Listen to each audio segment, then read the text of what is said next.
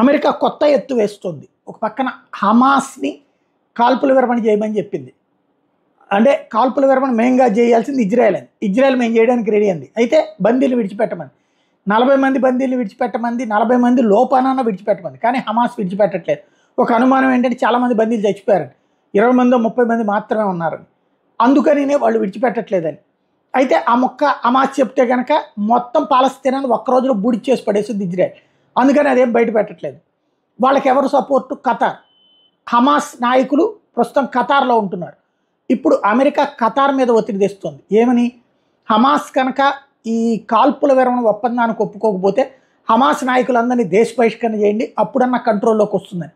మరి ఒప్పుకుంటారా లేదా? ఖతార్ అమెరికా మాట విని తమ ఇంతవరకు ఈ తీవ్రవాదులు పెంచి పోషించిన వాళ్ళల్లో ఖతార్ ఒకటి. ఫైనాన్స్ అందరి దగ్గర తీసుకొచ్చి హమాస్ వాళ్ళకి ఇచ్చి, అది అమెరికా మాట వింటుందా చూడాల్సి ఉంది. కాల్పుల విరమణ అన్నటువంటి దాంట్లో ఇది కొత్త ట్విస్ట్ అనమాట.